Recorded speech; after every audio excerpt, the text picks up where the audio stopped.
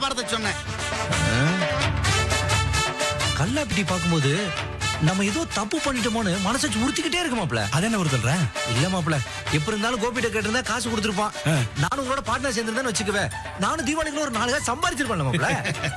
மாப்ள இப்ப மட்டும் என்ன குடிமணிக்கு போச்சு.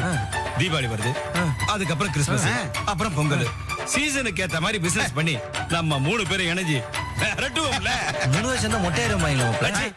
இவன் ஒரு அபசரம் பிடிச்சோண்டா. எப்படி பேசுறான் பாரு. கடை பிச்சின்னு போத போல இருக்கு. ஆனால் பறக்கல தம்பி வியாபாரம்.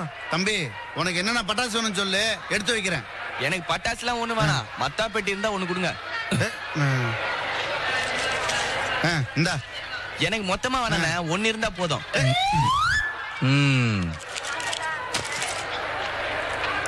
இந்தா. தேங்க்ஸ்ண்ணா. ஏய், இதான் உங்க வியாபாரமா? டேய், வியாபாரம்னா முன்ன பின்ன இருக்குதாண்டா செய்யும். மாப்ள பிசினஸ்னா ஹோல்சேல் ரீட்டைல் இதெல்லாம் சகஜம்டா. நம்ம கடை மத்தாப்பு ஜெக ஜோதி. அங்க பாரு, அங்க பாரு. சிகரெட் பிடிக்கிறான். ஏண்டா சீரட்டு பிடிக்கிறது உடம்பு கெடுதல் உனக்கு தெரியாது? யோ, நான் என்ன உன் காசுல பிடிக்கிறேன், என் காசுல இல்ல பிடிக்கிறேன். என்னமோ உன் காசுல பிடிக்கிற மாதிரி பிகு பண்றேன். டேய், காசு ஒண்ணுதான், ஆனா கடை என்னது? வெடிக்கடை இல்ல, நெருப்பட்டா பத்திக்கும்ல. நான் என்ன உன் கல்லையா வந்து பிடிக்கிறேன், உன் கடையை விட்டு நான் ஆல்ரெடி வெளியே வந்தானே பிடிக்கிறேன். என்னமோ உன் கல்ல பிடிக்கிற மாதிரி குதிக்கிறேன். டேய், சிகரெட் பிடிக்கிறது நிறுத்த போறியா இல்லையா? அடிக்கிறதுலாம் நிறுத்த முடியாது, உன்னால என்ன பண்ண முடியுமா பண்ணிக்கோ. ஓஹோ, இப்ப என்ன பண்ணுவ? யோ, காசு வேஸ்ட் ஆகிட்டியா, உன்னை சும்மா விட மாட்டேயா. போடா. சிகரெட்டுங்க. டேய், டேய், என் பணம், என் பணம்.